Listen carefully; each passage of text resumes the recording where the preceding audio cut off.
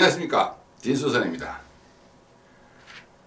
제가 유튜브에 이 동영상을 만들어 올린 지 이번이 26번째가 됩니다.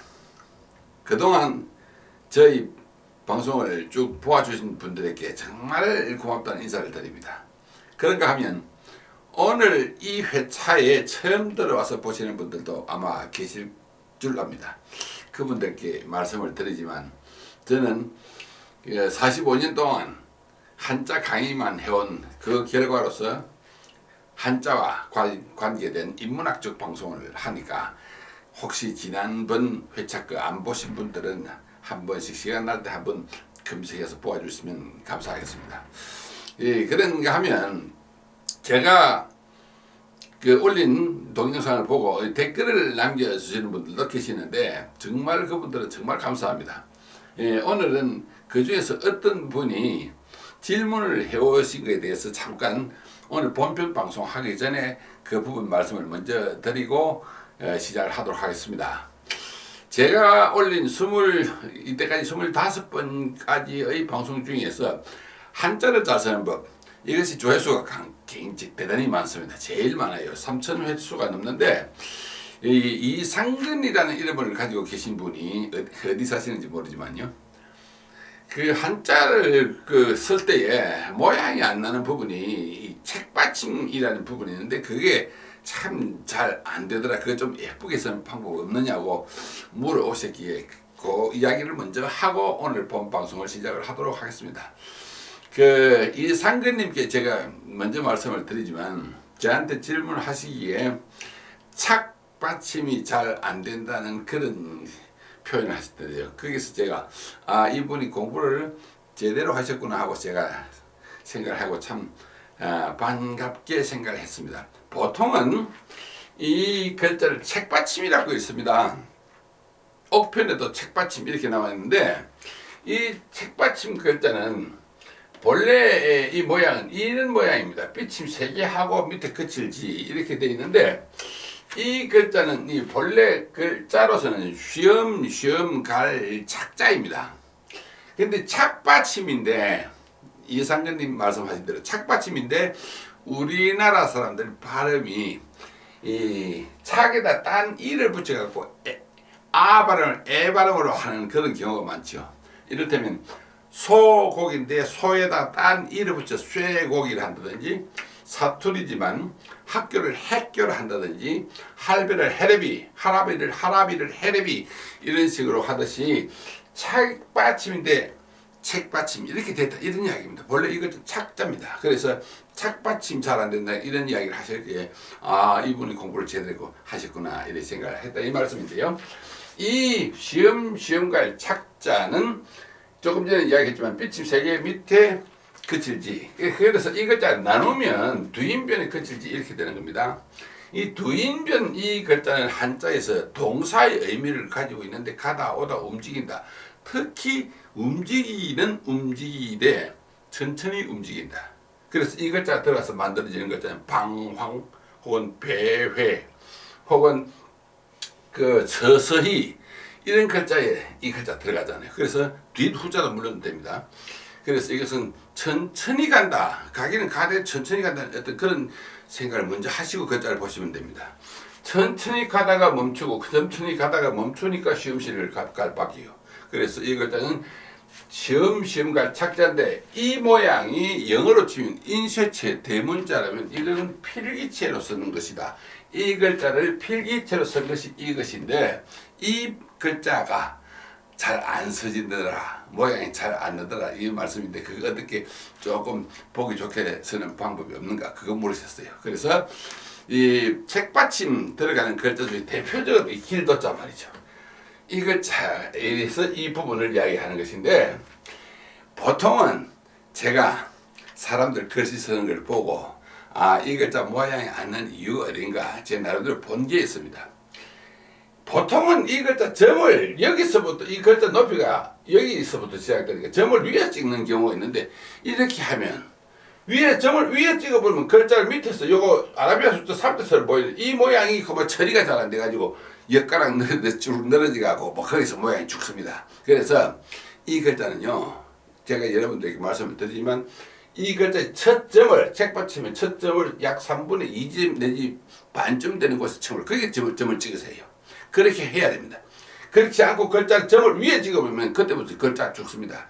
그래서 점을 중간 내지 한 3분의 2점에서 찍어놓고 그 다음에 이 부분을 아라비아 숫자 3자 모양으로 그렇게 한꺼번에 돌아가십시오. 아라비아 숫자 3자처럼 하는데 제가 밑에 써놨지만 3자를 써도 위에가 동그랗게 이렇게 쓰면 안 됩니다. 위 부분을 이렇게 반달처럼 이렇게 올리면 안 돼요. 이것처럼 살짝 끝을 올려가지고 3자 이렇게 쓰시라는 이야기입니다. 여기서 이 글자 또 돌아가면 또 보기 싫습니다. 이 글자는 아주 미묘한 핵 처리에서 글자가 살고 죽기 때문에 그거 좀 신경을 쓰셔야 됩니다. 그래서 살짝 끝을 올려서 3자를 쓰고 바로 그 자리에서 이 글자에 실리는 글자 여기 혹시 닿을까 싶어 살짝 조금만 덜어주는 빼줍니다. 이게 금이 물지 않게 조금만 내려주고 내려가는 각도를 그대로 반사해서 조금만 살려서 덜어주면 됩니다. 이렇게 하면 그 쉬워요. 그런데 이 글자를 쓰실 때 제가 참 이 글자는 그래 쓰시면 안 됩니다 하고 싶은 부분이 이 글자를 쓰고 손을 띄고 이렇게 하고 손을 띄고 이 밑에 부분을 따로 획처리하는 이런 경우를 보게 되는데 절대 그렇게 하지 마십시오. 한꺼번에 하나 둘 이렇게 바로 내려가야 되지 3자 써놓고 손 띄고 이어서 이렇게 내려가면 이거는 글자 그렇게 쓰면 안 됩니다. 벌어지니까 그건 절대 그렇게 하지 마십시오. 알고 보면 별로 어렵지 않습니다. 점을 어디 찍는가 3자 처리를 여기 어떻게 하느냐 그 다음에 여기 닿을까 싶어서 조금만 내려주고 그래 그 반사각으로 살짝 들어주시면 뭐 그렇게 하면 됩니다. 자꾸 서면 돼요. 그래 책받침이 알고 보면 그렇게 어려운 건 아닌데 첫째 제가 이야기한 대로 점을 어디에 찍는가 3자 처리 어떻게 하느냐 그 다음에 이 획수에서 손을 빼고 다시 획수 한 개 추가를 해서 이렇게 하는 거 그렇게 해서 글자가 죽는 거니까 알고 보면 그렇게 어려운 것도 아니에요. 몇 번 연습을 하면 됩니다. 그렇게 써 보십시오. 그리고 다시 이야기하지만 이 글은 아주 작은 미묘한 어떤 곡선에서 글자가 살고 죽기 때문에 제발 다시 한번 말씀을 드리지만 나긋나긋하게 쓰십시오. 그리고 크게 쓰십시오. 그렇게 하면 글자 안 될 겁니다. 설명이 되는지 모르겠습니다. 우리가 보통 한자를 두고는 공부에 조금 모자라는 이런 분들은 하는 말씀이 한자는 참 어렵다는 이런 이야기를 하시는데 사실 어려운 건 사실입니다. 한글이나 영어처럼 이 소리 글자 같은 경우에는 이 모양과 소리만 있고 그 소리를 붙여서 뜻을 찾아 들어가면 되는데 한자는 글자 한자마다 뜻이 담겨 있기 때문에 모양과 소리와 뜻을 같이 깨우쳐야 하기 때문에 그 과정이 조금 어려운 것은 사실입니다. 그러나 그렇다고 해서 외면할 수 없는 것이 어려운 방정식 인수분해 뭐 이런 수학 공부 이런 것도 우리는 피하지 못하고 또 극복을 해야 되는 그 다음에 이 진도가 나가듯이 한자 역시 그런 과정만 깨우쳐 넘어가면 어쩌면 소리 글자보다 뜻 글자인 한자가 더 깊은 맛이 있다는 것을 알게 됩니다. 그래서 제가 이 앞편 이 한자 속에 들어있는 암호 이야기를 한번 말씀을 드렸는데 오늘은 그게 좀 더 부연해서 설명을 하도록 하겠습니다. 이를테면 제목을 제가 우수수 떨어지는 것 이렇게 일부러 달았는데요. 우수수 이 글자 세 글자에 하나 둘 세 글자 이 똑같은 모양의 글자가 들어갑니다. 이 글자를 가지고 설명을 해 드리려고 하는 것입니다. 그래서 제가 제 1편 정과 바단풍에서 이 모양을 가지고 한번 설명을 해 드린 적이 있는데 한번 오늘 잠깐 더 말씀을 드리겠습니다. 한자는 뭐 거의 그 한 70% 넘는 글자들이 형성문자라서 부수 글자에는 뜻이 있고 부수를 뺀 나머지 글자에서는 소리를 갖고 있는 그런 글자들입니다. 그래서 조합해서 이를테면 뭐 어림짐작으로 이 글자 이지 싶다 하고 발음하면 거의 맞는 경우가 형성문자이기 때문에 그런데 꼭 형성문자만 다 있는 것이 아니고 또 어떤 글자에는 이 글자처럼 이런 글자는 사실 없습니다. 요 모양만 가지고 글자는 없습니다. 점 찍고 임금왕자 하는 이 글자, 이 임금주자, 주인주자 같은 경우하고 이거는 좀 다릅니다. 이것은 획수가 하나, 둘, 셋, 넷 이렇게 처리가 되는 글자인데요. 이런 모양은 없습니다. 그런데 이 모양이 한자에 들어가는 것이 이 힐소 혹은 바탕소자, 그 다음 풀을 청자, 똑똑자, 꾸짖을 책자 같은 경우에 요 부 위에 올라가는 이 글자가 다, 그런데 이 글자마다 실린 이 글자 다릅니다. 출발점이 다르다는 이야기입니다. 그래서 이 풀을 청자 같은 경우는 위에 날생자, 귀만 날린 날생자가 들어가서 만들어진 글자고, 꾸짖을 책자 같은 경우는 가시랭이 치자가 들어가서 만들어진 글자인데, 이 부분에 대해 상세한 설명을 제 1편 전과 바탕표에 보시면 제가 설명해 놨습니다. 그래서 이 글자 힐소 바탕소, 이 글자 위에 이 볼자들은 사실은 이 글자 들이울 수자입니다. 들이울 수. 그래서 여러분들 집에 혹시 그 블라인드, 창문에 블라인드 버티칼 가는 거 있잖아요.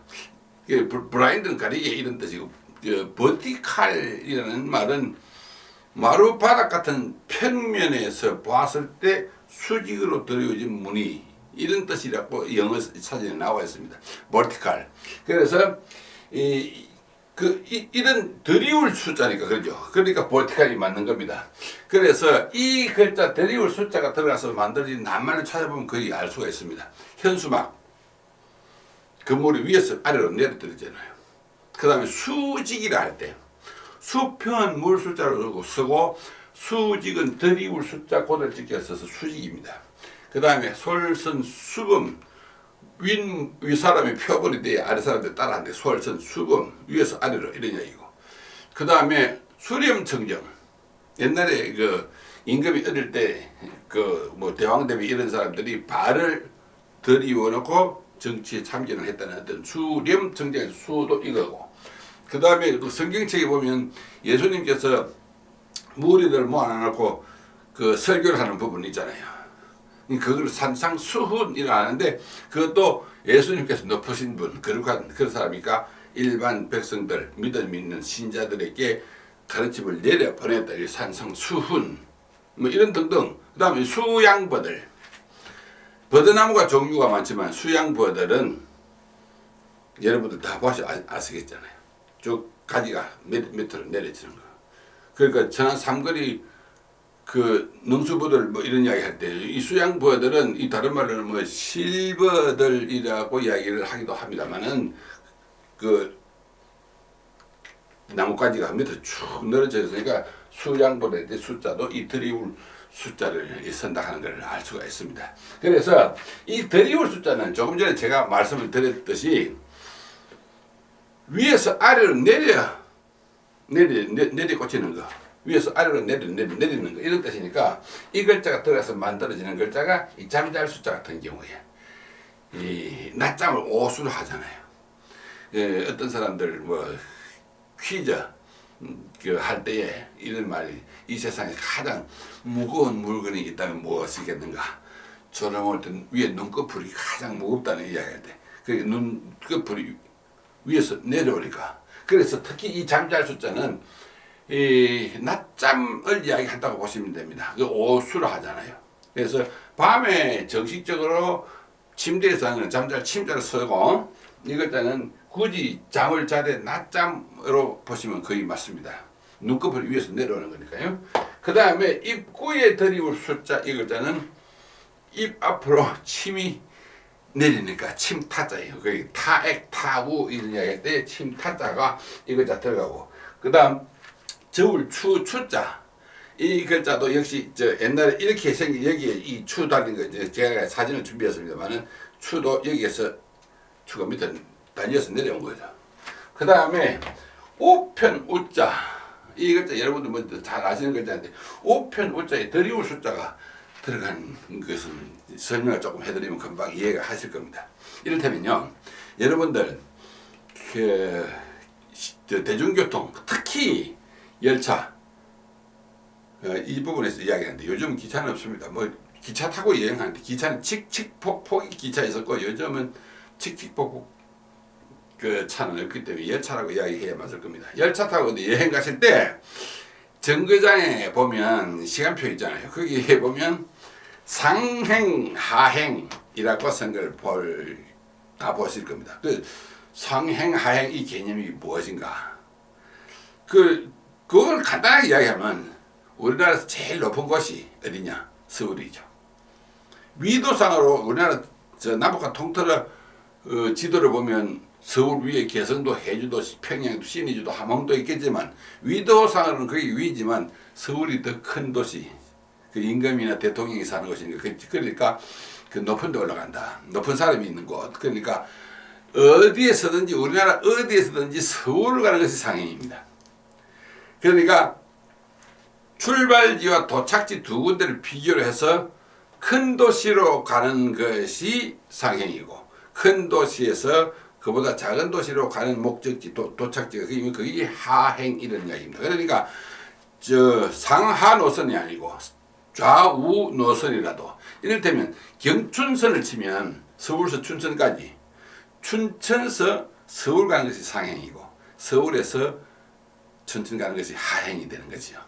그것은 버스 시간표는 마찬가지입니다. 따라서 우리나라의 서울이 가장 높은 곳이라고 치면 그 위도 생각하지 마십시오. 고도 편차기 생각하지 마십시오.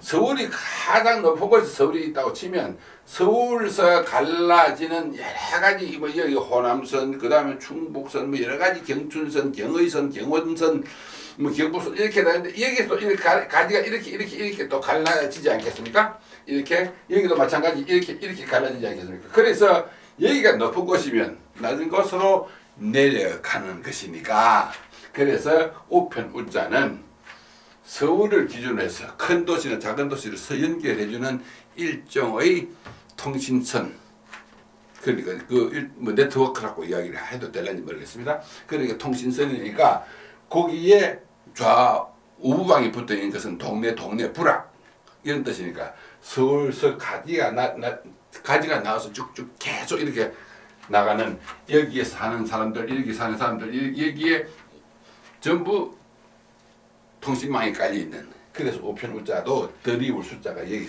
들어있다는 것을 우리는 알 수가 있습니다. 다시 이야기하지만 한자는 어떤 글자가 암호로 쳐있는 경우가 많아요. 그런 경우는 형성문자 개념에서 어림짐작으로서 보면 이해가 잘 안 됩니다. 다시 이야기하지만 이런 글자 위에 있는 이런 글자는 암호를 풀어보고 설명을 듣고 공부를 해야 이해도 쉽고 잘 안 잊어버립니다. 그래서 이런 거는 전문적인 공부를 좀 한 사람들한테 이야기를 들어야 쉽게 납득이 갈 수 있겠다는 이런 이야기가 됩니다. 그 외에도 제가 누차에 이야기를 했지만 이런 한자의 암호와 관계되는 그 외에 한자에서 비롯된 인문학 이야기는 부지기수로 많습니다. 그래서 제가 그동안 공부했던 거 알게 된 거 여러분들에게 계속해서 그 방송을 통해서 나누어 드릴 테니까 지금 오늘 보신 분들은 보시는 대로 앞으로 좀 계속 보아주시기 바라고 지금까지 보아주신 분들은 다시 한번 감사의 말씀을 드립니다. 여러분들 입소문 좀 내주시고 구독 좀 누르라고 이야기를 좀 해주시면 너무 고맙겠습니다. 다음 시간에 또 찾아뵙도록 하겠습니다. 감사합니다.